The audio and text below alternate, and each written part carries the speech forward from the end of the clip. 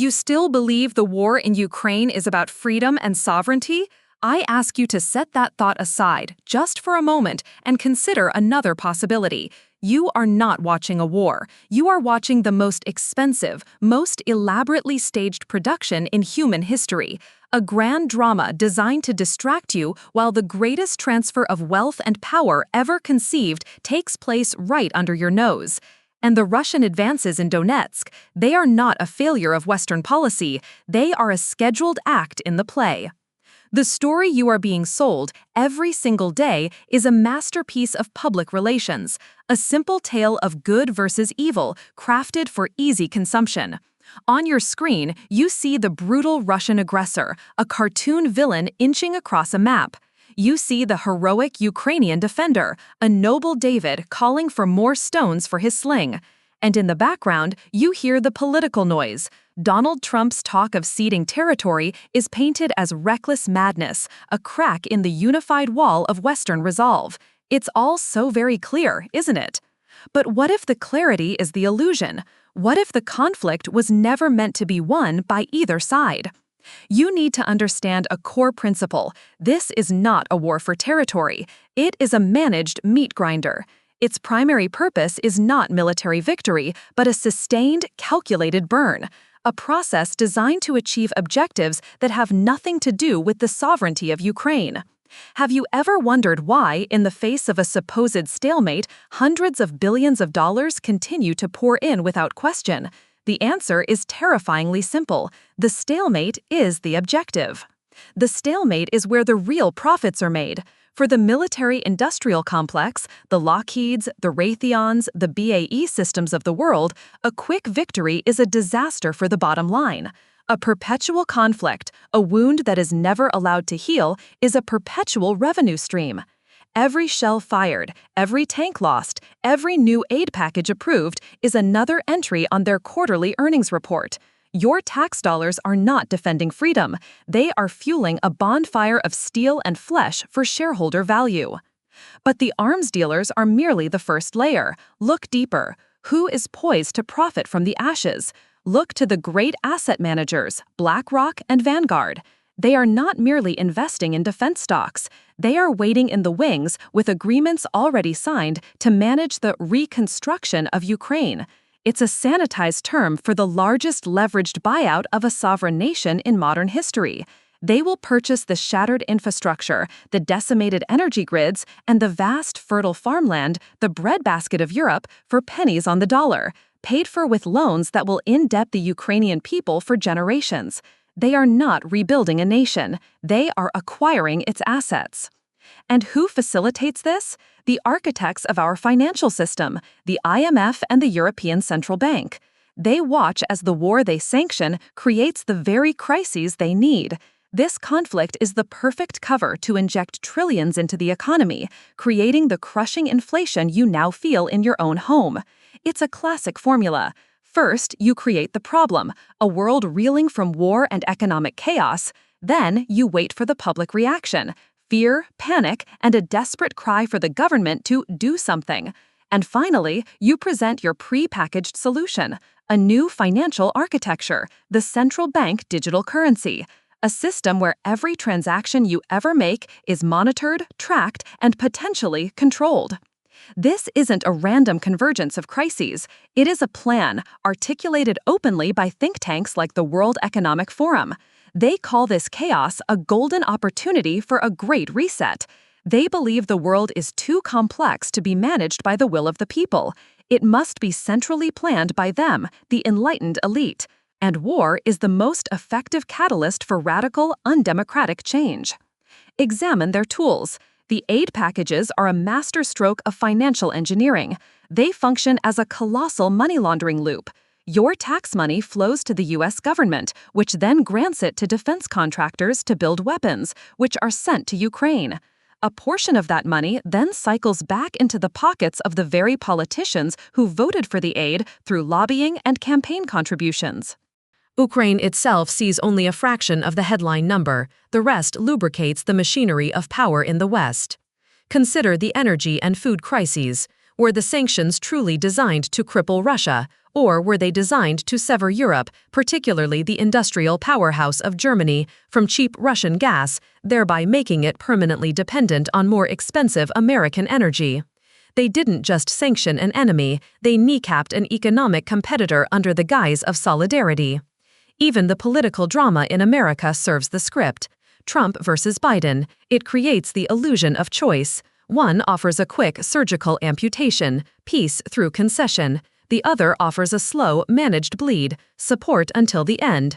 But look closer. Both paths lead to the same destination, the erosion of Ukrainian sovereignty and the enrichment of the same cabal of interests. They are two different strategies, two different marketing campaigns for the exact same product, the managed decline of national sovereignty to pave the way for a globalized, corporatized world order.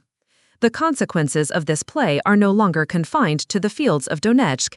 They are arriving in your home. They are in the price of your gas, the cost of your groceries, the slow creep of surveillance technologies justified by the next emergency. They are using the blood of Ukrainians as a proof of concept, a live fire exercise for a new model of global control.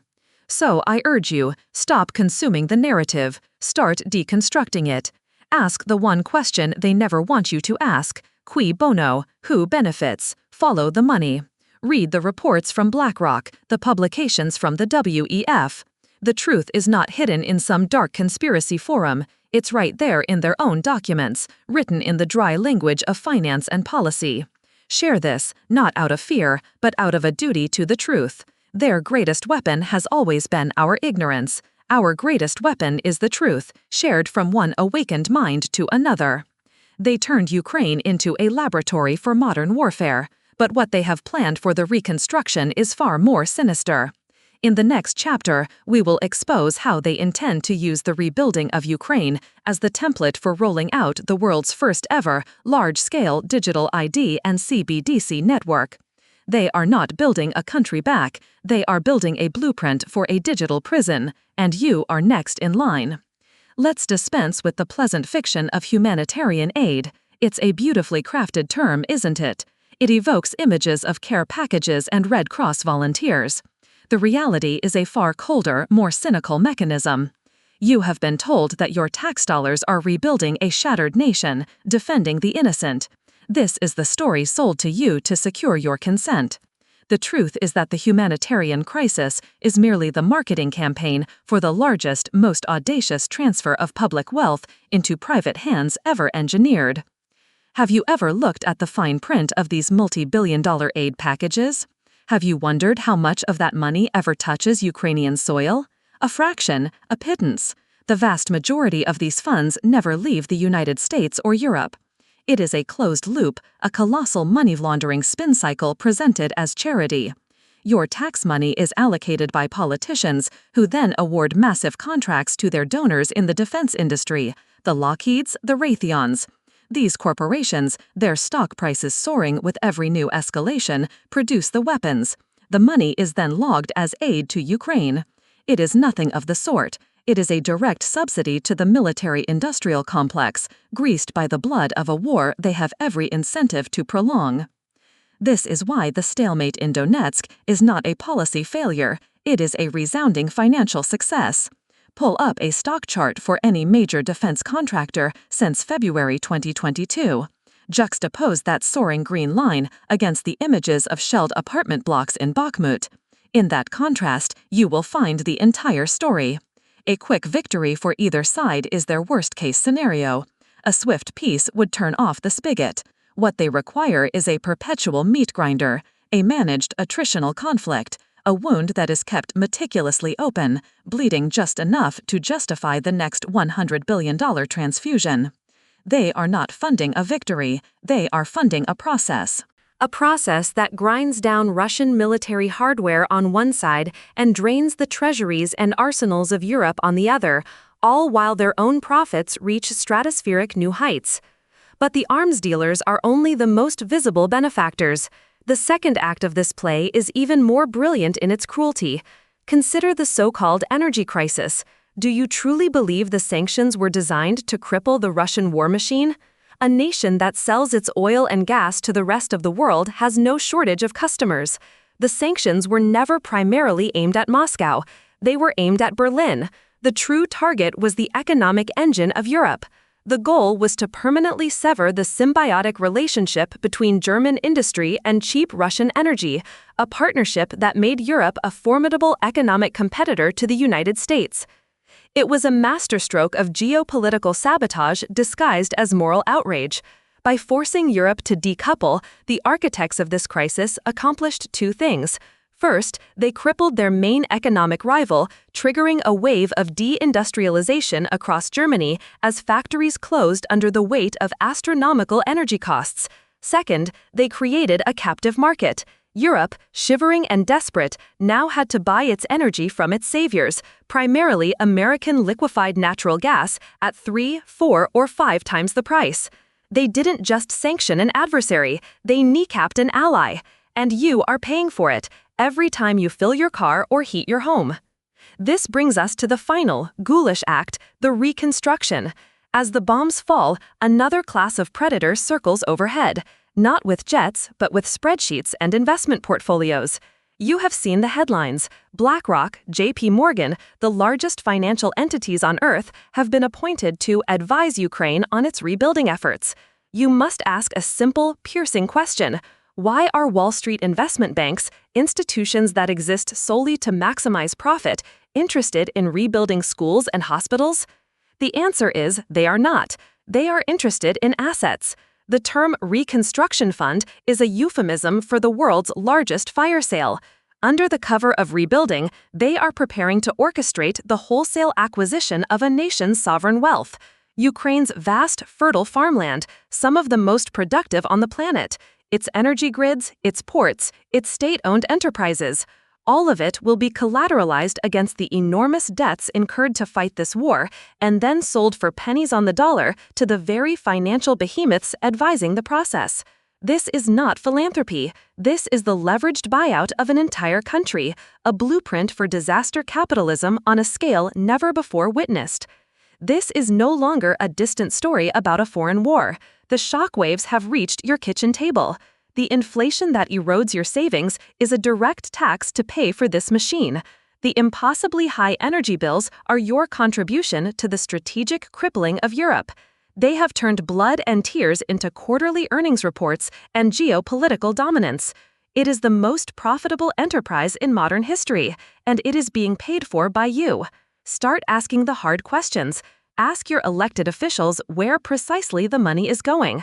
Demand to see the contracts. Follow the money because it leads directly from your wallet into the vaults of the same elite who orchestrate these crises. They have successfully monetized war. They have turned the destruction of a nation into an unprecedented financial opportunity. But wealth and assets, as vast as they are only a means to an end. They are the first step. So, what is the ultimate prize?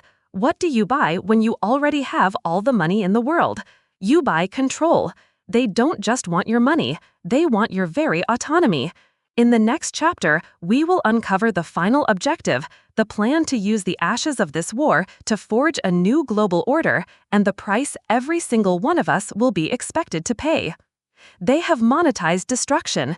They have transformed the cinders of cities into stock portfolios and geopolitical leverage. But you must understand that this accumulation of wealth, as obscene as it is, was never the final objective. It is merely the fuel. So, what is the ultimate commodity for those who already own everything? What is the final frontier of acquisition? The answer is as simple as it is terrifying. You, your will, your autonomy. The endgame is not the ownership of things, but the ownership of choice itself. The ultimate prize is the architecture of total control. To achieve this, they first require chaos, not the temporary chaos of a single battle, but a deep, systemic chaos that erodes the very foundations of your world.